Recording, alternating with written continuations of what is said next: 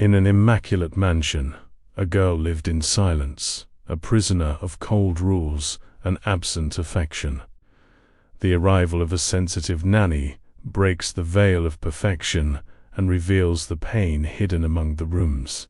Through simple gestures, a bond is born strong enough to challenge lies and manipulation. And when the truth finally comes to light, pain gives way to love, and a new family rises from the ashes. If this story interested you, don't forget to subscribe to our channel and tell us which city you're watching us from. We're continuing.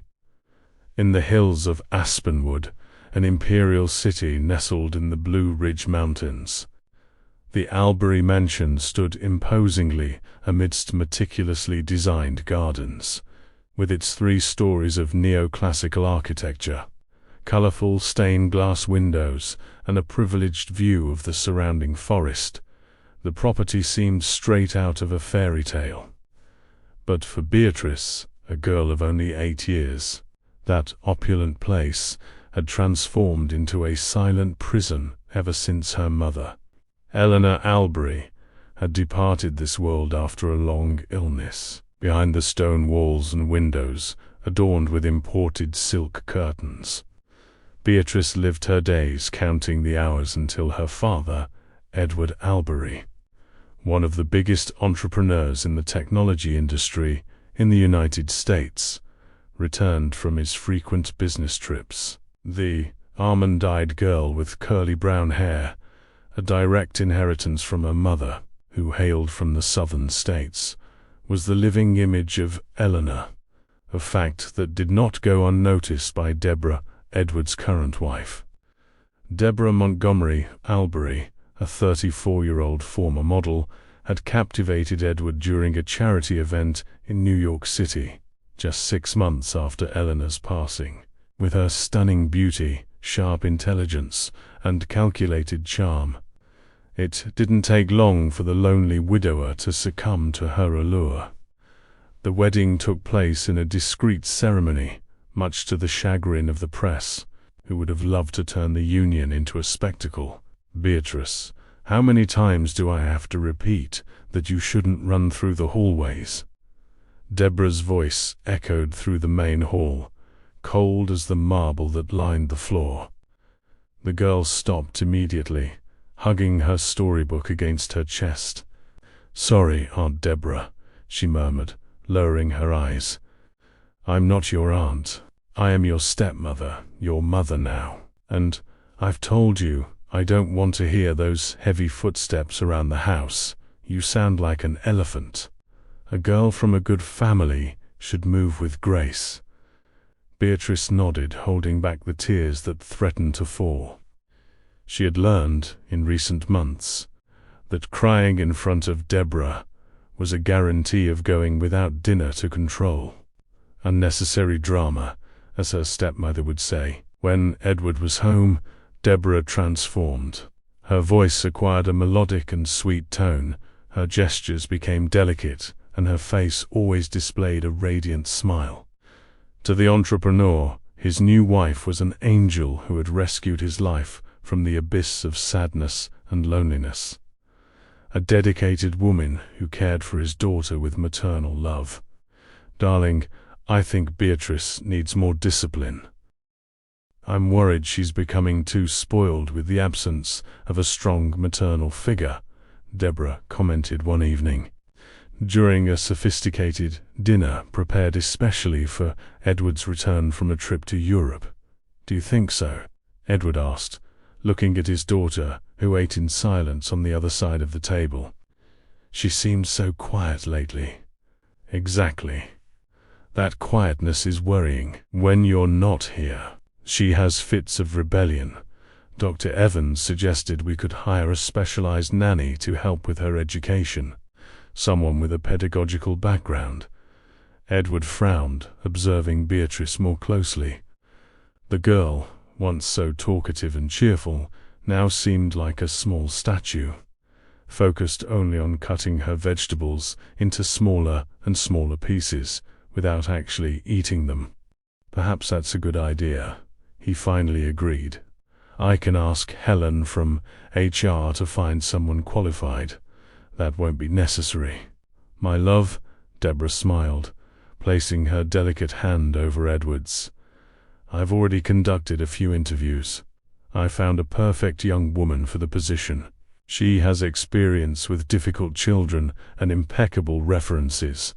What Edward didn't know was that Deborah had already fired 3 nannies in recent months. All had committed the same mistake. They showed affection for Beatrice, but first was dismissed for telling stories to the girl outside of permitted hours. The second, for bringing a small birthday gift. The third, for suggesting that Beatrice looked downcast and perhaps should see a doctor. For Deborah, anyone who threatened her control over the house, and especially over Edward, needed to be eliminated. The new nanny would be just another piece in her game, someone who would follow her orders without question and help keep Beatrice in her place, in the shadows, silent, invisible. What Deborah didn't imagine was that Felicity Olive, the new hire, would not be as manipulable as the previous ones. At 28, Felicity had grown up on the outskirts of New York City, the daughter of a domestic worker and a bus driver, a graduate in pedagogy from Columbia University, with a specialization in child psychology. She carried not only academic knowledge, but also a keen sensitivity and an unwavering sense of justice. The next morning, Edward was to leave for a conference in Singapore that would last 3 weeks. Before leaving, he stopped by his daughter's room to say goodbye. He found Beatrice sitting on the bed, combing the hair of a doll that had belonged to her mother. "Princess, Daddy needs to travel again," he said, sitting beside her. Beatrice merely nodded without looking up. "But I have news. When you come back from school tomorrow, you'll meet Felicity. She'll be your nanny, and will stay with you while I'm away." "And Deborah said I don't need a nanny, that I'm big now," the girl murmured. Edward frowned. "But it was she who suggested hiring someone to help with your education." Beatrice finally looked up, revealing a disturbing maturity for someone so small. "She says different things to different people, Daddy." "What do you mean by that, Bea?" Before the girl could answer, the bedroom door opened, and Deborah appeared in her silk robe with a practiced smile. "Darling, the driver is waiting. You'll miss your flight if you don't leave now." Edward kissed his daughter's forehead and promised to bring a nice gift from his trip. As she watched her father leave the room, Beatrice felt Deborah's icy gaze settle upon her like a shadow. "Remember the rules when your father is away," her stepmother whispered as soon as Edward went downstairs. "No noise, no mess, no complaints to the new nanny. If I find out you've been saying what you should like, LDN, single quotes, T. double quotes." The rest of the sentence hung in the air, but the threat was clear in Deborah's eyes. Beatrice hugged the doll tighter, her small heart accelerating with fear of what was to come in the next few days. That night, alone in her luxurious room, the girl opened the bedside table drawer and pulled out a hidden photo frame. In the picture, Eleanor smiled, holding Beatrice in her lap. Both on Miami Beach, the girl ran her fingers over the glass, protecting the image. "Mommy, I'm scared," she whispered into the silence. "Please, send someone to help me." Little did Beatrice know that her wish would be granted. The next morning, as Edward boarded his private jet to the other side of the world, Felicity Olive ascended the grand staircase of the Albury mansion, carrying in her worn bag not only her documents and diplomas, but also an extraordinary ability to see beyond appearances, a quality that would forever change life in that house. The sun had barely risen when Felicity arrived at the imposing gate of the Albury mansion. The young woman adjusted the strap of her worn bag over her shoulder and took a deep breath before identifying herself on the intercom.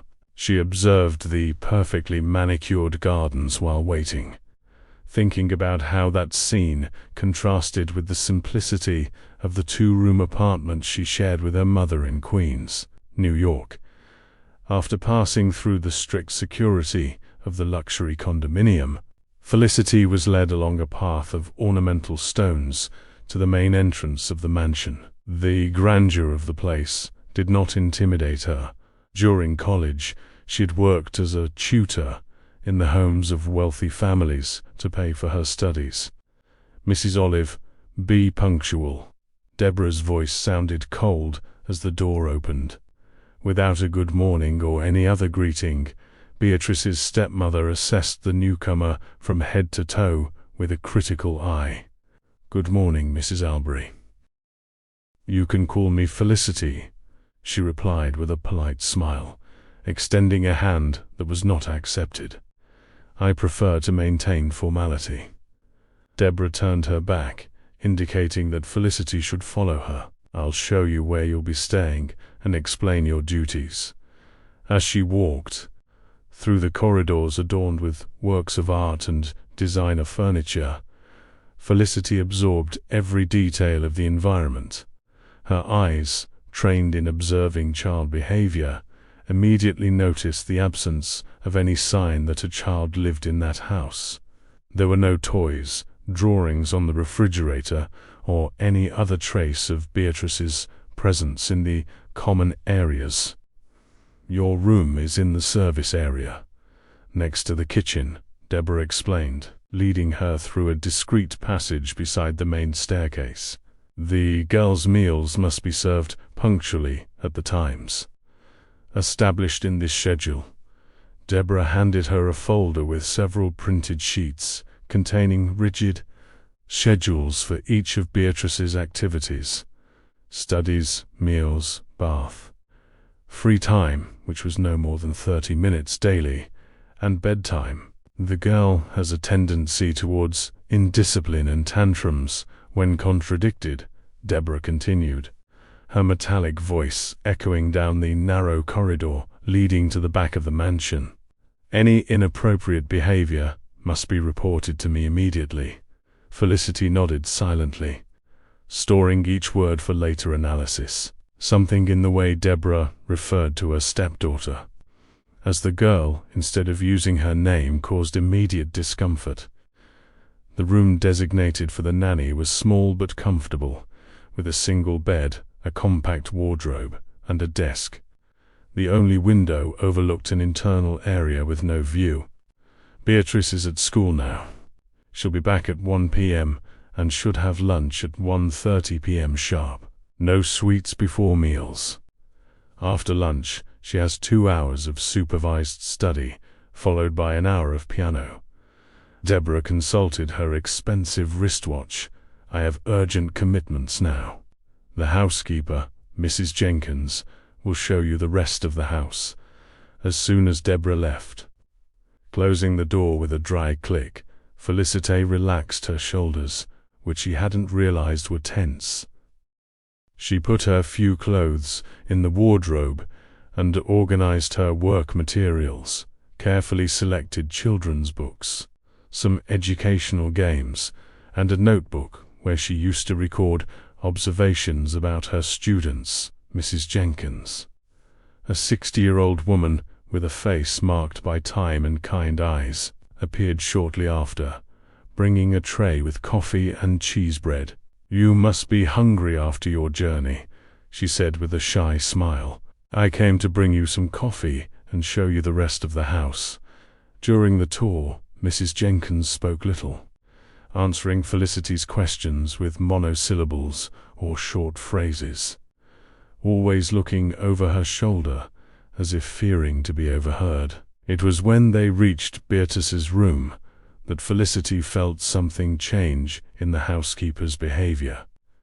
"This is the girls' room," she whispered, opening the door to a spacious room, decorated predominantly in shades of pink and white. At first glance, the room looked like something out of a decor catalog: a canopy bed, bookshelves with books organized by size and color, an impeccable study desk, and a play area where expensive dolls lined up as if on display. But Felicity immediately noticed what was missing: clutter, personality, life. "Mrs. Jenkins, how long have you worked for the family?" Felicity asked, noticing that there were no photos of Beatrice's mother anywhere visible. 22 years. I saw Mr. Edward grow up, marry Mrs. Eleanor, little Beatrice being born." The housekeeper's voice faltered, and her eyes welled up. "Sorry, it's better not to talk about it." At that moment, Felicity was sure that her initial suspicions were correct. There was something deeply wrong in that house, and she would need time and caution to unravel what was happening behind the appearances. At 1 p.m. sharp, the driver arrived with Beatrice from school. Felicity waited at the entrance, eager to finally meet the girl. When the child got out of the car, the first thing Felicity noticed were her eyes, large and expressive, but dull, as if a light had been gradually dimmed. "Hello, Beatrice. I'm Felicity, your new nanny," she introduced herself, crouching down to be at the girl's height. Beatrice observed her cautiously, without responding to the greeting. Dressed in an impeccably pressed uniform, with her hair tied in a severe ponytail, she looked like a miniature adult. "You don't need to be afraid of me," Felicity continued, maintaining a gentle tone. "I'm here to help you with your studies and spend some time together. I'm not afraid of you," the girl finally replied in a low voice. "I just don't want you to leave like the others." That simple, direct answer hit Felicity like a punch to the stomach. Before she could react, Deborah appeared at the door, dressed to go out, exuding a strong, expensive perfume. "Ah, you're back from school. Go change immediately. I don't want that crumpled uniform." And turning to Felicity, she added, "Make sure she eats everything for lunch. No leaving food on the plate, like she's been doing lately." After Deborah left in her imported convertible, Felicity accompanied Beatrice to her room. She observed how the girl methodically organized her school supplies and hung her uniform with almost obsessive precision. "Do you like school, Beatrice?" she asked, trying to start a conversation. "You can call me B. My dad and Mum used to call me that," the girl replied, ignoring the original question. "Aunt Deborah doesn't like nicknames. She says it diminishes people. And you, what do you think?" Beatrice seemed surprised by the question, as if no one had been interested in her opinion for a long time. "I like being Beeve," she said after a pause. "It reminds me of when Mummy was here, during lunch." Served punctually by Mrs. Jenkins, Felicity noticed how little Beatrice ate, moving the food on her plate more than actually taking it to her mouth. "Aren't you hungry?" Mrs. Deborah said, "I need to stay slim. Fat girls aren't elegant." Felicity felt a wave of indignation. An 8-year-old child shouldn't be worried about staying slim, you know. When I was a child, my mum used to say that good food gives strength to the body and to thoughts. The more cool thoughts we want to have, the more we need to feed our brain. A small smile appeared on Beatrice's face, the first Felicity had witnessed. "What kind of thoughts?" "Oh, thoughts about adventure stories, about how stars work, about how to make a perfect chocolate cake, ... Beatrice's smile widened a little more, and she picked up her fork, bringing a piece of chicken to her mouth. After lunch, following the imposed schedule, Felicity was supposed to supervise 2 hours of study, but instead of rigidly following the plan, she decided to get to know her student better. "What do you like to study most, B?" The girl hesitated, as if fearing a trap. "Can I tell you a secret?" she finally whispered. "Of course. Secrets between us stay between us. I love math." Beatrice's eyes shone for the first time. Numbers always make sense, even when nothing else does. That afternoon, Felicity discovered that behind the facade of a submissive and silent child, Beatrice was extraordinarily intelligent, with an agile mind, curious about the world. With each small question, with each math problem solved with enthusiasm, the girl seemed to awaken from a long stupor. When Deborah returned in the late afternoon, Beatrice immediately reverted to her previous behavior. Head down, monosyllabic answers, restrained movements. "How was the first day?" Deborah asked Felicity, as she poured herself a glass of wine. "Productive. Beatrice is a very intelligent child. Don't praise her too much. It'll go to her head." Deborah took a sip of wine, observing the nanny with calculating eyes. "Remember, you're here to educate her, not to be her friend." That night, after Beatrice went to bed, Felicity remained awake in her room, making detailed notes about everything she had observed. There were clear signs of emotional neglect and possible psychological abuse. The girl exhibited behaviors typical of children who learn to become invisible as a survival mechanism. The sound of muffled crying awoke her from her thoughts. Silently leaving her room, Felicity followed the sound to Beatrice's bedroom door. She pressed her ear to the wood and heard sobs interspersed with words she couldn't distinguish. Without hesitation, she slowly turned the doorknob and entered. She found Beatrice huddled in bed, hugging a worn teddy bear, the only object in the room that seemed to have real personality. "B, what happened?" she asked softly, approaching the bed. The girl startled, trying to hide her tears. "Nothing. I just ... double quotes." She clutched the bear tighter against her chest. "Aunt Deborah said I'll go to boarding school if I don't behave. That Daddy agreed to send me away." Felicity sat on the edge of the bed and carefully touched the child's shoulder. "Your father loves you very much, B. I'm sure he would never send you away. How can you know?" The girl's eyes, tear-filled, desperately searched for certainty in the nanny's words. "Because I saw how he said goodbye to you. I saw his photo smiling beside you on the office desk. And most importantly, because no father who loves his daughter would send her away without a good reason." At that moment, something changed between them. An invisible thread of trust began to form, delicate but resilient. "Can I tell you a story to help you sleep?" Felicity offered. Beatrice nodded, settling under the covers as Felicity began to narrate a story about a brave princess who, although facing many difficulties, never lost hope. Hidden in the corridor, protected by the dim light, Deborah observed the scene with narrowed eyes and lips pressed into a thin line of disapproval. The new nanny would be yet another problem to solve, another threat to her carefully constructed control. But Deborah Montgomery Albury had not gotten where she was by allowing obstacles to remain in her path for long. The days at the Albury mansion began to follow a new rhythm. Felicity, with her sensitivity and pedagogical training, found ways to transform each obligatory activity on Beatrice's schedule into something meaningful and pleasurable. Math lessons became logic games, reading time, shared adventures.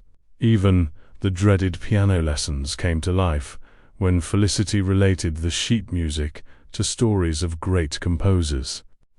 On an especially pleasant afternoon, while Deborah attended a charity event at a luxury hotel in downtown Aspenwood, Felicity decided to take Beatrice for a picnic in the mansion's garden.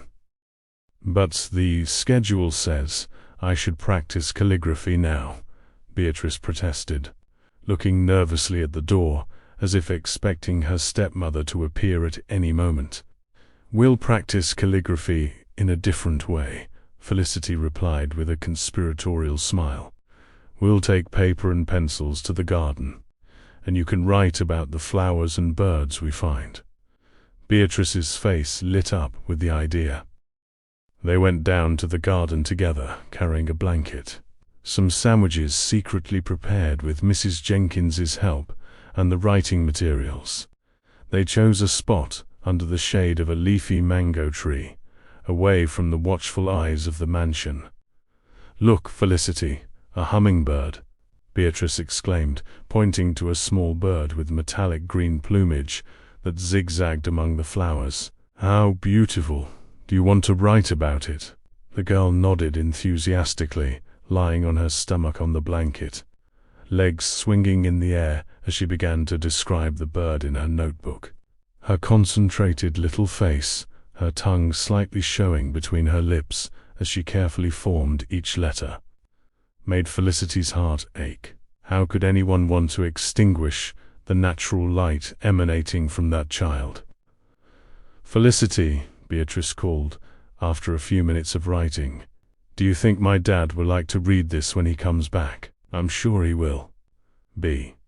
We can keep all your texts and drawings to show him. Aunt Deborah says Daddy doesn't like clutter. She throws away my drawings when I make too many."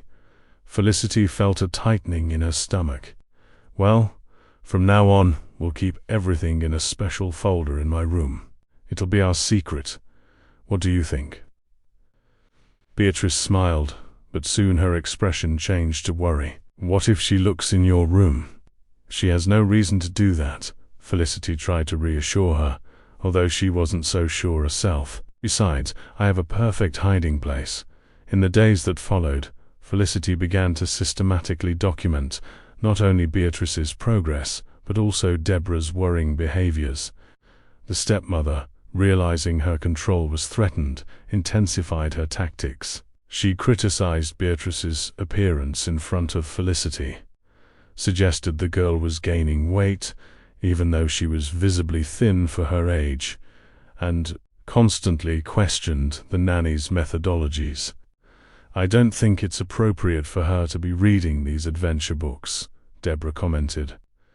Disdainfully flipping through a copy of The Wizard of Oz she found in Beatrice's room. Stories about children running away from home are not suitable examples. With all due respect, Mrs. Albury, children's literature helps children process complex emotions through fantasy, Felicity patiently explained. Dorothy doesn't run away from home. She's carried away by a tornado and spends the entire story trying to get back to her family. Deborah shot an icy glance at the nanny. "I'm not interested in the opinion of someone who grew up in a neighborhood where the biggest dream is to own a financed car. You are here to follow my instructions, not to question them." Felicity took a deep breath, holding back the sharp retort that threatened to escape. To help Beatrice, she needed to keep her job. "I understand, madame. I will follow your instructions," but away from Deborah's eyes. Felicity continued her work of rebuilding Beatrice's self-esteem. The change in the girl was subtle but consistent. She began to speak more, to smile more often, and even to demonstrate small acts of assertiveness.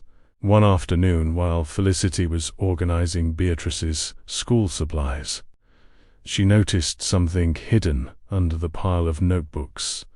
A photo frame with a picture of Eleanor, Beatrice's mother. "Where did this photo come from, Bea?" she asked softly. The girl looked around, making sure they were alone before answering. "It was stored in the basement. Aunt Deborah told Mr. Anthony to throw away all of Mummy's photos, but I secretly took this one." Her eyes filled with tears. "I'm scared I'll forget her face." Felicity sat beside the child, putting an arm around her shoulders. "You'll never forget your mother, Bea. She's here." She touched the girl's chest, right over her heart. "And here." She touched her forehead. "In the memories, in the stories you keep of her, in the love you feel. Aunt Deborah says I should forget. That it only makes me sad." Sometimes people don't understand that remembering those we love, even with longing, is important.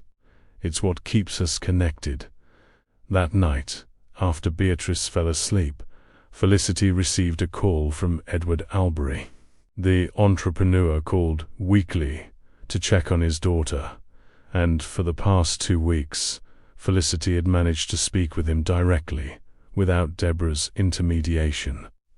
"How is Beatrice doing with her studies?" Edward asked, his tired voice revealing the strain of long workdays. "She's brilliant, Mr. Albury.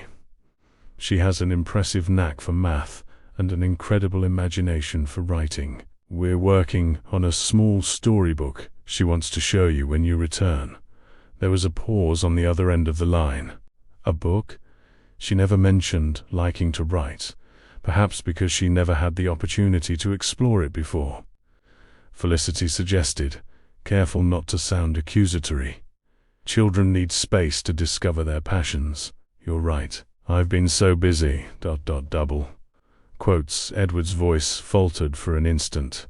"But I'll make up for it. I've decided to cut this trip short. I'll be back in 3 days. Felicity felt a wave of relief.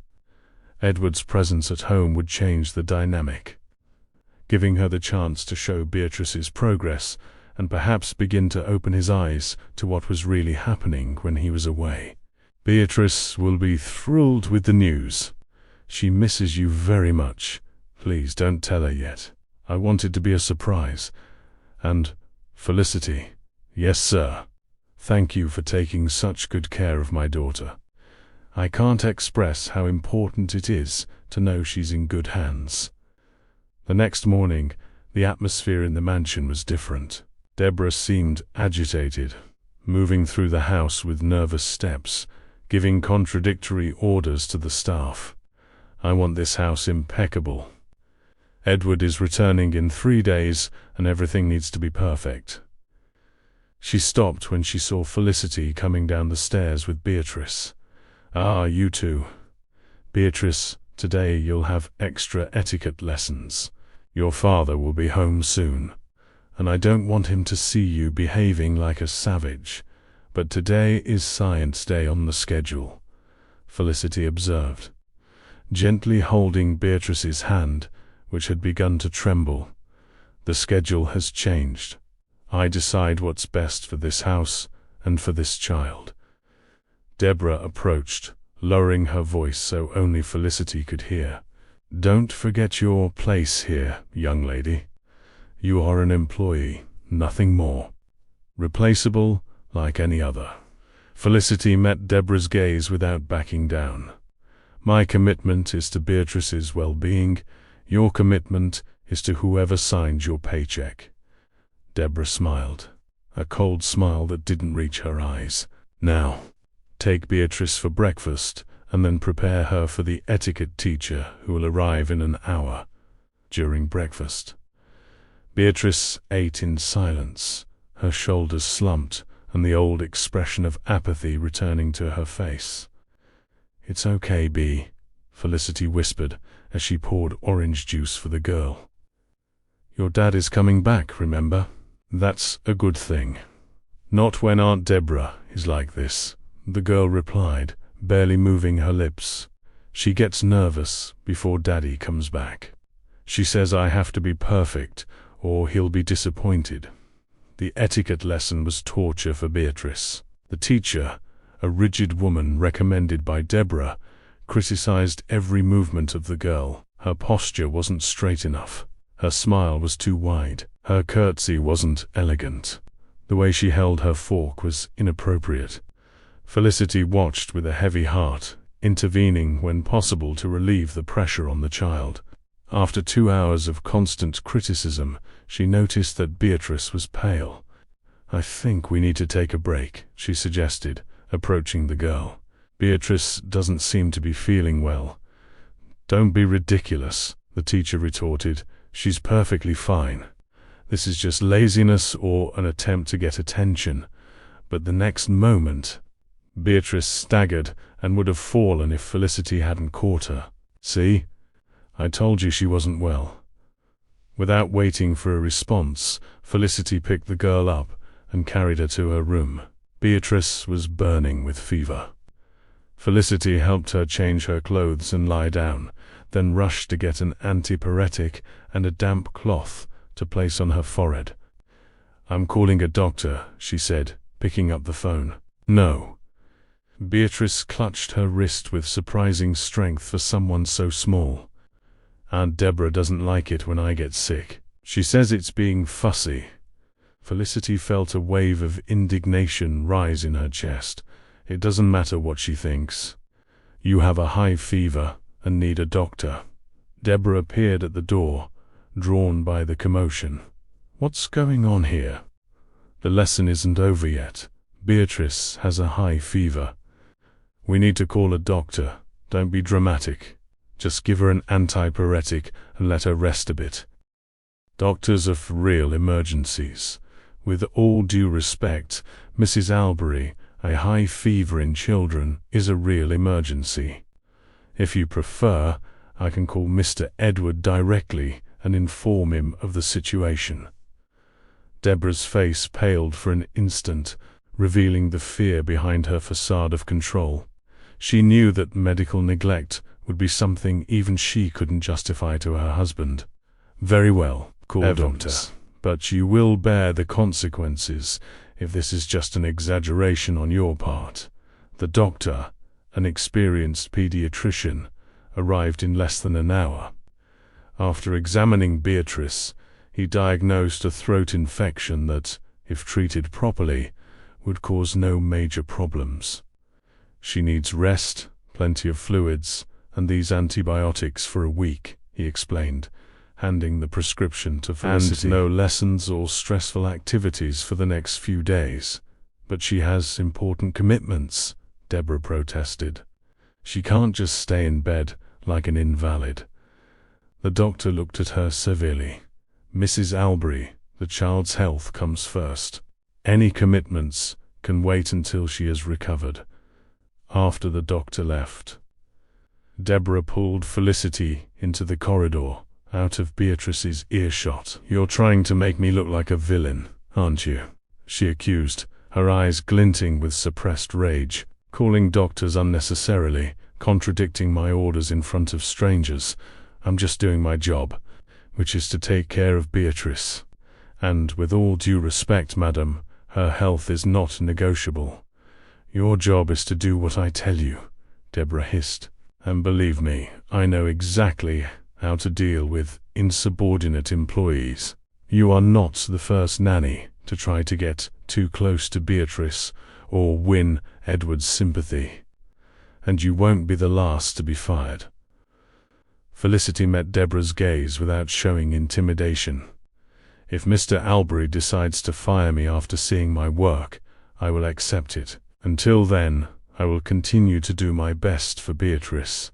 The tension between the two grew by the hour, like a storm brewing on the horizon, and in 3 days, Edward Ilbury would be back, unaware that his arrival would be the catalyst for an explosion that would forever change the destiny of everyone in that mansion.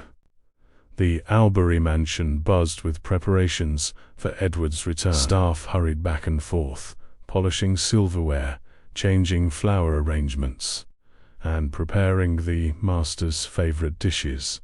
Deborah supervised everything with eagle eyes, demanding absolute perfection in every detail. Beatrice, still recovering from her throat infection, watched the activity from her room, where Felicity insisted she remain resting. Despite Deborah's protests that the girl was well enough to resume her activities. "Felicity, can I draw a picture for Daddy?" Beatrice asked, sitting on the bed with a storybook in her lap. "Of course. I'll get your supplies," the nanny replied, happy to see the girl's enthusiasm returning.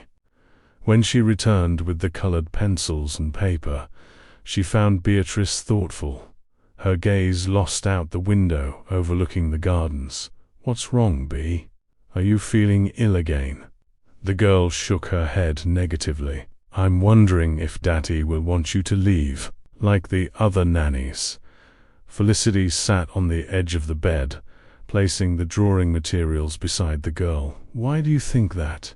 "Because Aunt Deborah always convinces Daddy that the nannies are bad. She says things, and Daddy believes her." The revelation did not surprise Felicity. She had already connected the dots about the fate of the previous nannies through conversations with Mrs. Jenkins and observations of Deborah's behavior. "Your father seems like an intelligent man. I'm sure he'll want to hear all sides before making any decision."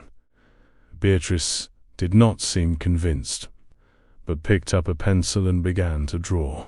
Felicity watched as the small hand worked with concentration, creating strokes that slowly formed three figures: a curly-haired girl, a tall man in a suit, and a woman with dark hair pulled back in a bun. "It's you, your father, and ... double." Felicity stopped, realizing that the third figure was not Deborah, but herself. "It's us," Beatrice explained simply. "Happy, you, me, and Daddy." Felicity's heart ached. In just 2 weeks, she had grown more attached to the girl than she could have predicted. The idea of leaving her to Deborah's exclusive care was unbearable. "It's a beautiful drawing. B. I'm sure your father will love it." As Beatrice continued drawing, Felicity heard excited voices in the corridor. She immediately recognized Deborah's controlled but glacial tone and Mrs. Jenkins's trembling voice. "Are you sure about this, Jenkins?"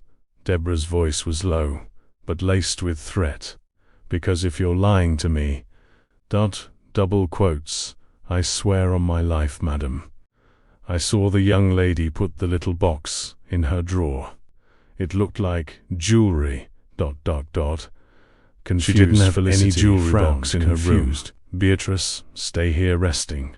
I'll be back in a minute, okay?" She silently left the room and walked down the corridor to her own dormitory. As she approached, she saw that the door was ajar, although she was sure she had closed it when she left. She pushed it open slowly and found Deborah rummaging through her drawers. "Mrs. Elbury," she called, keeping her voice firm despite her surprise. "Can I help you with something?" Deborah spun around with a start, but quickly composed herself, displaying a cold smile. "Ah, Felicity. I was just checking if the cleaning service is being done properly in all the rooms. Checking my personal drawers." Deborah's smile vanished. "Actually, Jenkins mentioned seeing something suspicious. As the mistress of this house, I have every right to investigate." "Something suspicious, like what exactly?" Before Deborah could answer, Mrs. Jenkins appeared at the door, her face pale and hands trembling. "Madame," Mr. Anthony called. "The master will arrive in an hour." The flight was early. The news caught Deborah by surprise. Edward wasn't supposed to arrive until the next day. Her plan needed to be accelerated. "Excellent. Make sure everything is ready." And turning to Felicity, she added with exaggerated sweetness, "We'll continue our conversation later, dear. Now, please, prepare Beatrice to receive her father. I want her impeccable." As soon as Deborah left, Felicity locked the door and quickly checked her belongings. Everything seemed to be in place, but something in Deborah's attitude put her on alert. Instinctively, she opened the drawer where she kept her diary, with notes about Deborah's behavior and Beatrice's progress. The notebook was still there, but it had clearly been handled, as the bookmark was not on the correct page. Feeling a chill down her spine, Felicity realized that Deborah must have read her notes, including her suspicions of psychological abuse and the strategies she was using to help Beatrice regain her self-esteem. This meant that the stepmother knew exactly what Felicity thought of her and how much she posed a threat to her control over the house and over Edward. With her heart racing, Felicity returned to Beatrice's room, finding her still concentrated on her drawings. "B, your dad will be here early. Shall we choose a nice outfit for you to wear?" The girl's eyes lit up. "Daddy's coming?" "Now. In about an hour. And I'd bet he'll love to see how beautiful and recovered you are." While helping Beatrice get dressed, Felicity tried to calm her own apprehension. Something told her that Deborah was up to something, and she needed to be prepared. Edward Albury arrived exactly an hour later, his black Range Rover crossing the mansion gates punctually. Deborah awaited him at the entrance, wearing an elegant navy blue dress and with her hair impeccably styled. Beside her, Beatrice waited anxiously, wearing a white dress with pink details chosen by Felicity. "Daddy?" the girl exclaimed as soon as Edward got out of the car, running towards him with an enthusiasm that surprised the entrepreneur. "B, my princess." Edward lifted her into his arms, covering her face with kisses. "How big you've gotten. It looks like you've grown in these 3 weeks." Deborah approached, offering her cheek for a kiss that Edward distractedly placed, still focused on his daughter. "How was the trip, darling? You must be exhausted, tired, but happy to be home." Edward finally looked around. "Where is Felicity? I'd like to meet her personally." "I'm here, Mr. Albury." Felicity stepped forward, maintaining a respectful distance. "It's a pleasure to finally meet you." Edward studied her for a moment, still holding Beatrice in his arms. "The pleasure is mine. Thank you for taking such good care of my daughter. Our phone conversations gave me peace of mind during the trip." Deborah shot a quick glance at Felicity, surprised to discover that the two had spoken directly without her knowledge. "Felicity has been dedicated," she commented with a tense smile, "though sometimes she exceeds her duties." "Daddy, look what I made for you," Beatrice interrupted, extending the drawing she had made earlier. Edward examined the paper, his face softening into an emotional smile. "It's beautiful, B. You draw better and better. Felicity helped me with the colors, and she said I can write stories too. We're making a book together, really." Edward looked at the nanny with genuine interest. "I can't wait to see it. Darling, you must be starving. I had all your favorite dishes prepared."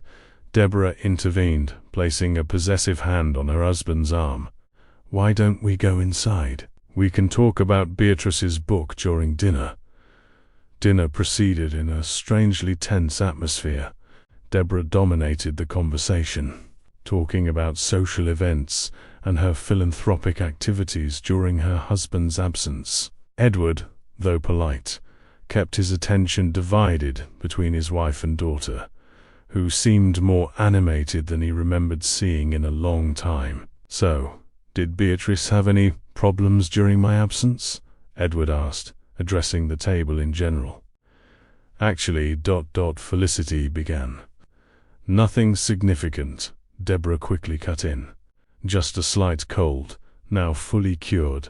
Felicity tends to be a bit of alarmist with health matters. It was a throat infection with a high fever." Felicity corrected firmly. "Dr. Evans prescribed antibiotics and absolute rest." Edward frowned. "Why wasn't I informed of this?" "We didn't want to worry you unnecessarily, darling." Deborah shot a warning glance at Felicity. "Everything was under control. Still, I'd like to know when my daughter is ill, regardless of the severity." An uncomfortable silence fell over the table, interrupted only by the clinking of cutlery. "Daddy," Beatrice suddenly said, "can Felicity stay with us forever?" The innocent question caused diverse reactions around the table. Edward smiled, surprised by the request. Felicity blushed, embarrassed, and Deborah visibly paled before regaining her composure. "Oh, Beatrice, Felicity is an employee, not a pet we decide to keep," Deborah replied with a forced laugh. She has her own life and certainly other plans for the future. Actually, Edward intervened. If Felicity is doing a good job and Beatrice is happy, I don't see why she couldn't stay with us for a long time. We need stability for our daughter, don't we, dear? Deborah's smile didn't reach her eyes. Of course, darling. Stability is fundamental. After dinner, while Felicity took Beatrice to get ready for bed, Deborah held Edward in the office for a private conversation. There's something we need to discuss, she said, closing the door and checking that they were truly alone. It's about Felicity. What about her? She seems to be doing an excellent job. Beatrice is happier than I've seen her in years. That's exactly the problem. Deborah sat in the leather armchair opposite the desk, crossing her legs elegantly. I think she's getting too close to Beatrice, creating unrealistic expectations. Edward raised an eyebrow. What do you mean? Well, you saw the drawing. Her, you, and Beatrice, like a family. Without me. Deborah sighed dramatically. And there's more. Jenkins found this in her room today. Deborah opened her purse and pulled out a small blue velvet box. Opening it, she revealed a pair of diamond earrings that Edward recognized immediately. Those are the earrings I gave you for our wedding anniversary. His face hardened. What were they doing in her room? Exactly what I fear. Deborah lowered her eyes, feigning embarrassment. I didn't want to believe it, but it's not the first time small objects have disappeared since she arrived. At first I thought I was becoming forgetful. But when Jenkins saw her hiding something, double quotes, Edward remained silent, processing the accusation. He knew Deborah well enough to know she had a talent for drama, but theft was a serious accusation. Are you sure about this? She doesn't seem like the type of person who would do something like that. People aren't always what they seem. Darling. Deborah stood up, approaching to massage her husband's tense shoulders. I would hate to have to call the police, especially with Beatrice so attached to her. Perhaps we can resolve this discreetly. Dismiss her with a good reference, provided she admits her mistake and returns anything else she might have taken. Edward sighed, rubbing his tired eyes. I'll talk to her tomorrow, hear her side before making any decision. In Beatrice's room, Felicity finished reading a story to the girl who was already fighting sleep. Felicity, Beatrice murmured, hugging her teddy bear. You promised not to leave like the others. Felicity's chest tightened at the question that had become recurrent. I'll do my best to stay with you, Bea. It's her promise. But as she closed the storybook and turned off the nightlight, Felicity couldn't help but feel a storm approaching. Deborah watched her with growing hostility, and something told her that the stepmother wouldn't delay in acting. Back in her room, Felicity did what she had been doing every night. She meticulously documented the day's events, Beatrice's reactions, the changes in her behavior, and now Deborah's increasingly evident manipulations. Unaware that her diary had been discovered, she continued to record everything as proof of her students' progress and the conditions to which the girl had been subjected before her arrival. As she finished writing, an uncomfortable sensation made her check her drawers again. It was then that she realized a small set of jewelry she kept in a discreet box. Mementos from her mother had disappeared. In its place, hidden under some clothes, was a small blue velvet box she had never seen before. Upon opening it and finding diamond earrings that obviously belonged to someone like Deborah, the truth hit her like a lightning bolt. The trap was set, and she had fallen right into it. The morning light had barely begun to penetrate the mansion windows when Felicity awoke with a start. She had spent a good part of the night awake, thinking about what to do about the velvet box with the diamond earrings planted in her room. Confronting Deborah directly would be useless, and Nanny's word against the master's wife would carry no weight. She needed a strategy. Felicity made a decision. She would not remove the earrings from her room. That would only make it seem like she was trying to hide evidence. Instead, she decided to document everything. She took photos of the box exactly as she found it, wrote in detail how and when she discovered it, and prepared for the confrontation that would surely come. Stepping into the corridor, she noticed that the mansion was unusually silent. It was Sunday, and the staff usually arrived later. She took advantage of the quietness to go to the kitchen to prepare coffee. She was surprised to find Edward already awake, sitting at the table with a cup of coffee in front of him, and his gaze lost in the landscape beyond the window. "Good morning, Mr. Albury. You're up early," she commented, maintaining a professional tone despite the nervousness she felt. Edward turned to her, his face showing clear signs of a sleepless night. "Felicity, good thing you came down. We need to talk." His serious tone confirmed her suspicions. Deborah had already made her move. "Of course, sir. About what?" Edward indicated the chair opposite him. "Please sit down." He waited for her to settle before continuing. "I'm facing a rather unpleasant situation. Something has gone missing from the house, and I have reason to believe you might know something about it." Felicity kept her gaze firm, determined not to show fear. "I am aware of the situation, sir. In fact, I found something in my room last night that definitely doesn't belong to me." Edward's expression shifted from severe to confused. "You found it? You mean that... Someone placed a small blue velvet box with diamond earrings in my belongings. I've never seen them before, and I certainly didn't put them there." A heavy silence fell between them. Edward studied her face intensely, as if looking for signs of deceit. "Why would someone do that?" "I believe to incriminate me, sir." Felicity took a deep breath before continuing. "It's no secret that your wife and I have different views on Beatrice's education and well-being."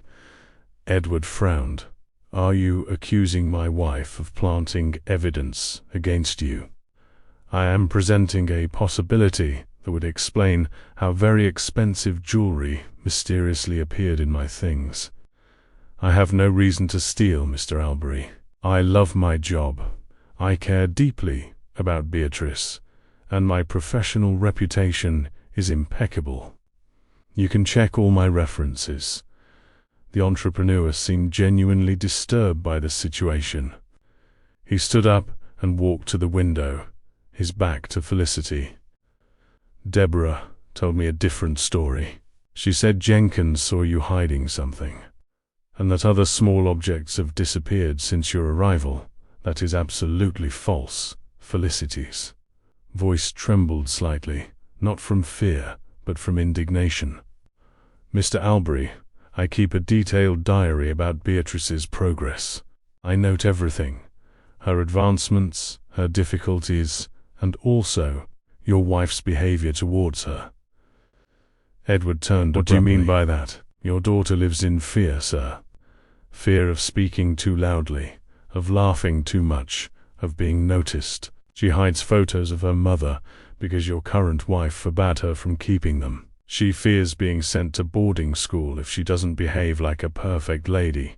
She's deprived of food when she cries. And... enough." Edward's voice echoed through the kitchen. His breathing was rapid, and a muscle pulsed in his tense jaw. "These are very serious accusations, Felicity.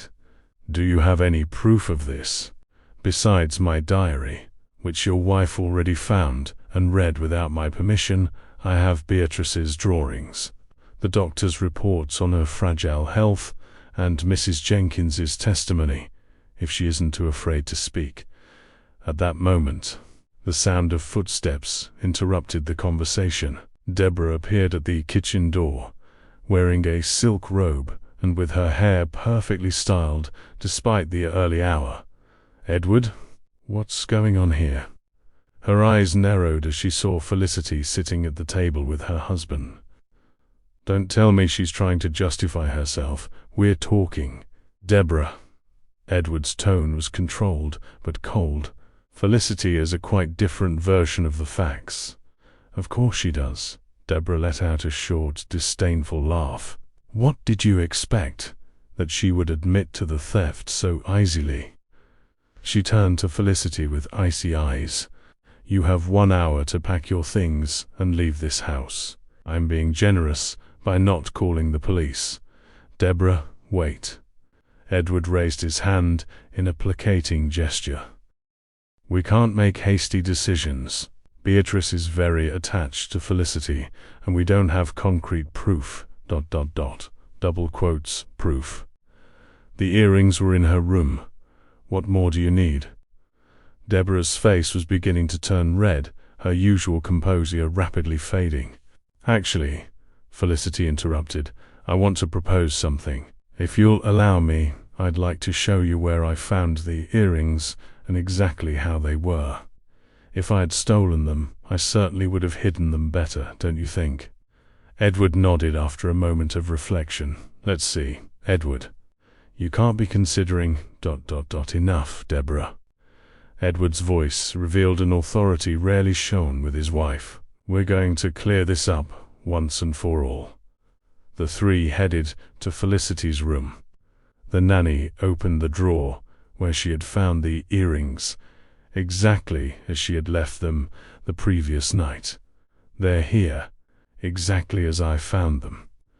Under these blouses I rarely wear."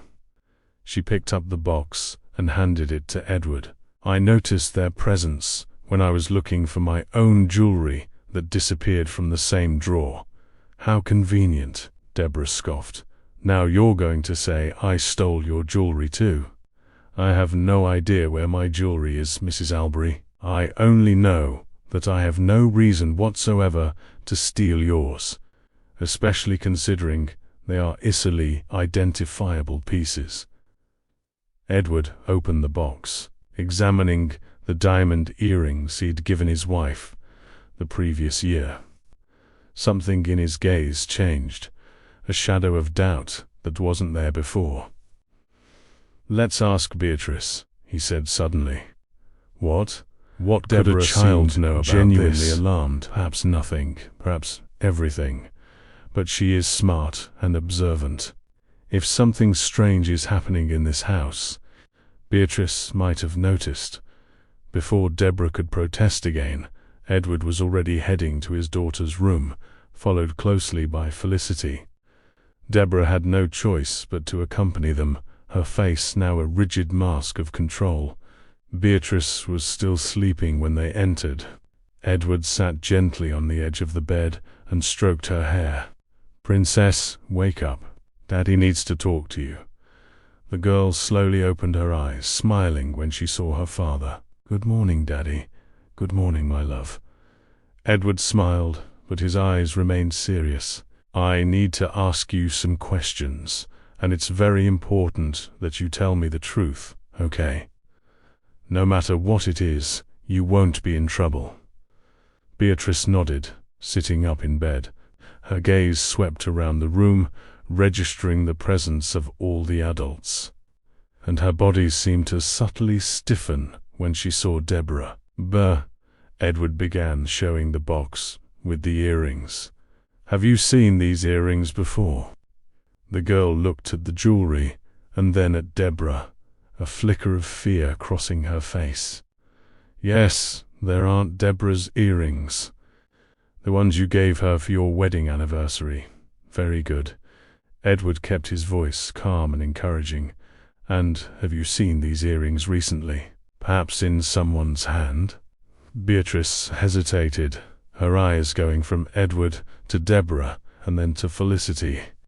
"You can speak, Bea," Felicity encouraged softly. "Your father wants to know the truth, that's all." Don't influence the child, Deborah hissed. I saw Aunt Deborah with them yesterday, Beatrice finally said, her voice almost a whisper. She was in Felicity's room when I thought everyone was in the garden waiting for you to arrive. A heavy silence fell over the room. Edward slowly turned to Deborah, whose face had paled dramatically. What were you doing in Felicity's room, Deborah? This is ridiculous. The girl is obviously confused. I was getting ready to receive you. I didn't have time to... Aunt Deborah puts the earrings in a little box she took from her purse. Beatrice continued, gaining courage as she spoke, and she put them inside Felicity's drawer. I saw because I was looking for my book that I had lent her to read. Edward slowly stood up, his face a mixture of disbelief and contained fury. Why, Deborah? Why would you do something like that? Deborah's mask of control began to crack. Her eyes, once cold, now flashed with barely contained rage. She's ruining everything, she exploded, pointing at Felicity. She came here with her smiles and her modern methods, making Beatrice believe she can be free and happy. Don't you see what's happening? She's trying to take my place. First with Beatrice, then with you. That's not true, Felicity defended herself. I only want Beatrice's well-being. She deserves to be a child, to have joy, to express her feelings. Feelings, Deborah spat the word, as if it were poisonous. Is that what you're teaching her? To be weak like her mother was? Eleanor was pathetic with her romantic ideals and her foolish kindness. I gave this house structure. I taught this girl discipline. Edward seemed stunned by his wife's outburst. You never spoke like that about Eleanor before. You always said you respected her, that you wanted to honor her memory. I lied. Deborah's voice rose an octave, completely losing her composure. I lied about everything, about how I felt about her, about how I cared about your precious daughter. I knew it would be the only way to win you over. The devoted widower, still in love with the ghost of the perfect wife. Beatrice began to cry silently, and Felicity sat beside her, hugging her protectively. I thought you loved Beatrice, Edward said, his voice low and laden with disappointment. That you loved me. Love? Deborah let out a bitter laugh. I wanted your position, your fortune, your status, and I was willing to tolerate the girl to get it. But then you hired this ... She looked at Felicity with disdain ... This nobody from some poor neighborhood who thinks she can judge how I raise my family. She's not your family. Edward's voice was icy after now. What I have just heard, never was, never will be. The declaration hung in the air like a sentence. Deborah seemed to shrivel, as if finally realizing what she had done. Edward, I didn't mean to... double quotes. I want you out of this house today. My lawyer will contact you about the terms of the divorce. You can't just throw me out like this. I have rights. Your rights will be legally respected, but I am not obligated to keep someone under my roof who mistreated my daughter and tried to incriminate an innocent person. Edward turned to Felicity. I apologize for having doubted you, even for a moment. Deborah looked from Edward to Felicity, then to Beatrice, who remained clutched to the nanny. Something in her face changed, the anger giving way to a calculating coldness. This isn't over, she said, heading for the door. You will regret this. As soon as Deborah left, Edward sat heavily on the edge of the bed, running his hands over his face in a gesture of weariness and disbelief. How could I have been so blind? He murmured, more to himself than to the other two. Daddy, Beatrice called, timidly. Will Felicity have to leave too? Edward looked at his daughter, then at the nanny, who hugged her protectively.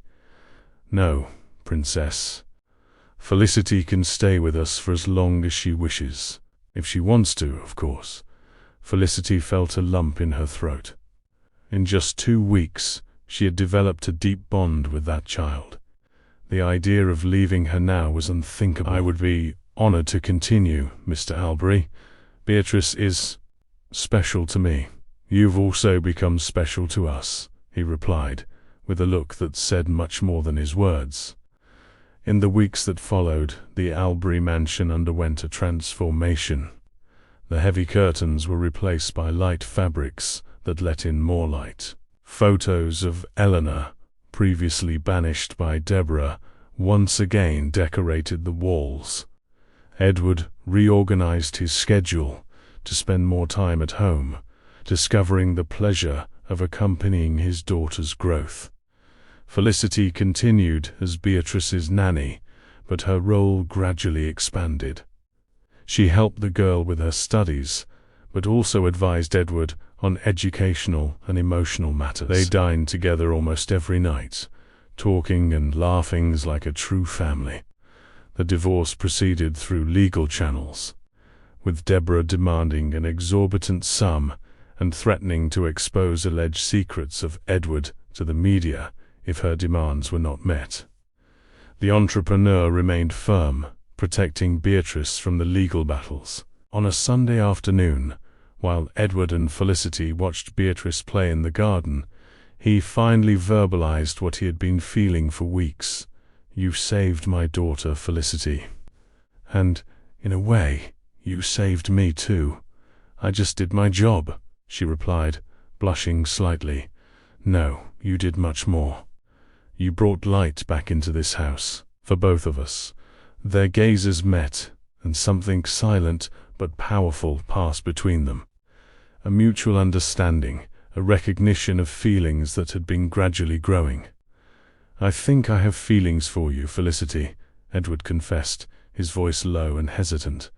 "Feelings that go beyond gratitude or professional admiration. I know it's complicated, with you working here, with the divorce still ongoing, but double quotes, I also have feelings for you," she interrupted, surprising both of them with her frankness. "And for Beatrice.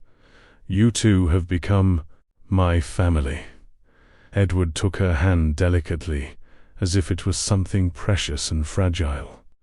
"Perhaps we can be a real family someday."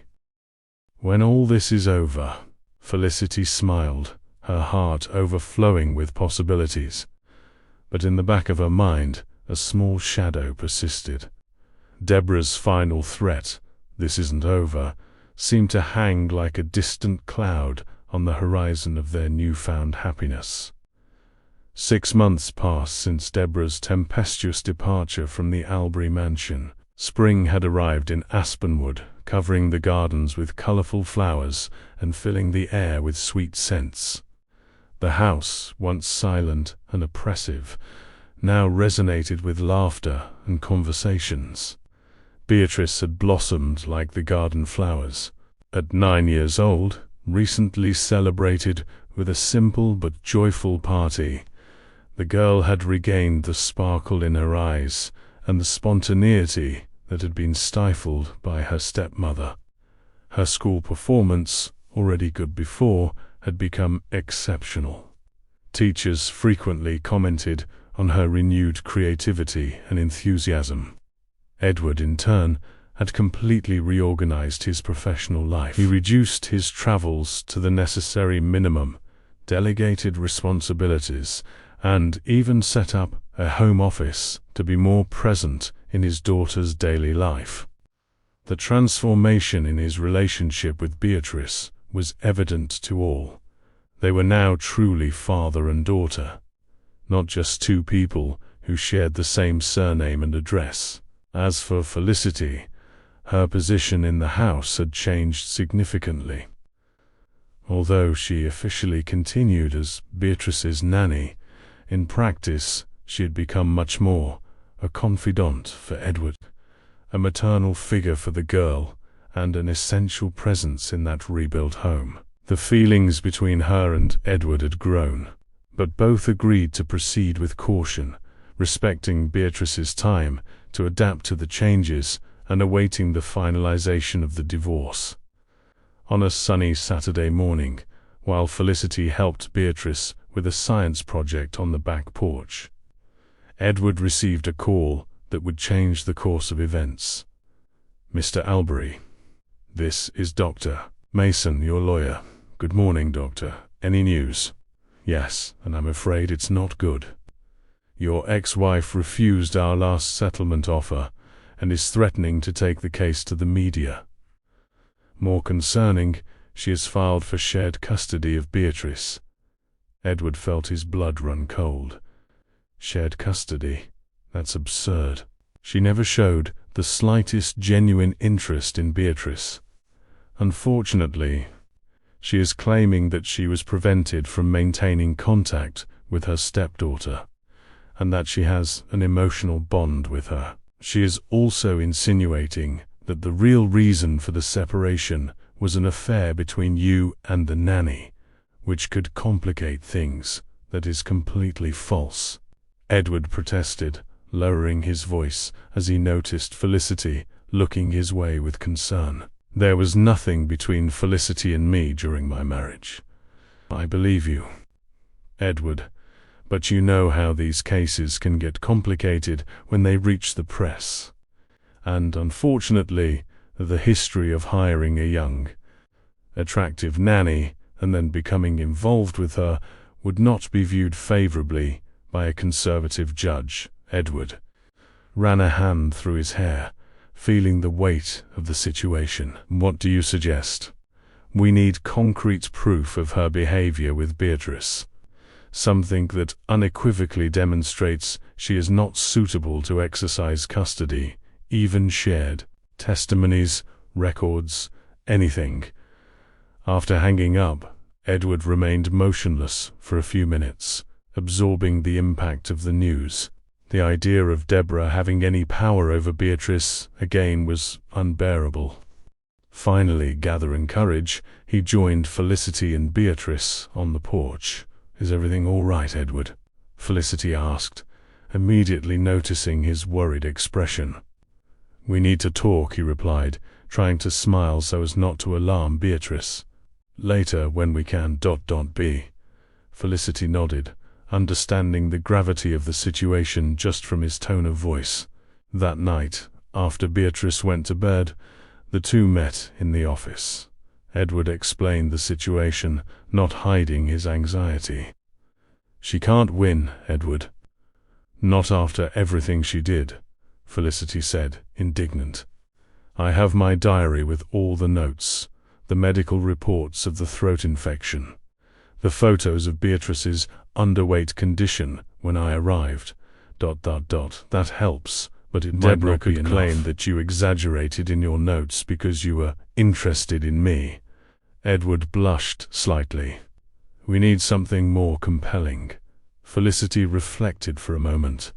"What if we talk to Mrs. Jenkins? She witnessed everything for years, not just in the weeks I was here before the separation. Perhaps, but Deborah could say that Mrs. Jenkins only testified in favor of the master for fear of losing her job." Edward sighed heavily. "We need something irrefutable." Fate, however, had its own plans. The next morning, while Edward participated in a video call with executives from his company, the doorbell of the mansion rang. Felicity answered, finding an impeccably dressed and perfumed Deborah at the door. "I came to see my stepdaughter," she announced with a cold smile. "I have a legal right to it." Felicity maintained a firm posture. "We have no notification of any judicially established visitation rights, Mrs. Montgomery." Deborah narrowed her eyes upon hearing her maiden name being used. "I am still Albury, dear, and I will continue to be, whether you like it or not." She took a step forward. "Now get out of my way, or I'll call the police, claiming you're preventing my contact with the child." Reluctantly, Felicity allowed her entry, rushing to warn Edward about the unexpected visitor. When they returned to the living room, they found Beatrice frozen on the staircase, looking at Deborah with wide eyes filled with fear. "Beatrice, my love, how you've grown," Deborah exclaimed with forced effusiveness, opening her arms as if expecting a hug. The girl did not move, clinging to the stair railing. "Aunt Deborah, ... double quotes. Come here, darling. I brought you a gift." Deborah pulled a small box from her designer purse. An authentic pearl necklace to wear on special occasions. "Every young lady needs beautiful jewelry, doesn't she?" Beatrice looked at her father, confused and clearly uncomfortable. "You don't have to do anything you don't want to, Bea," Edward said gently, approaching his daughter. "What is this? Are you teaching our daughter to disrespect me?" Deborah's smile vanished, replaced by an expression of disapproval that Beatrice knew well. "She is not your daughter, Deborah," Edward corrected firmly. "And you are not authorized to be here." "Oh, but I will be. And very soon." Deborah smiled again, this time with evident malice.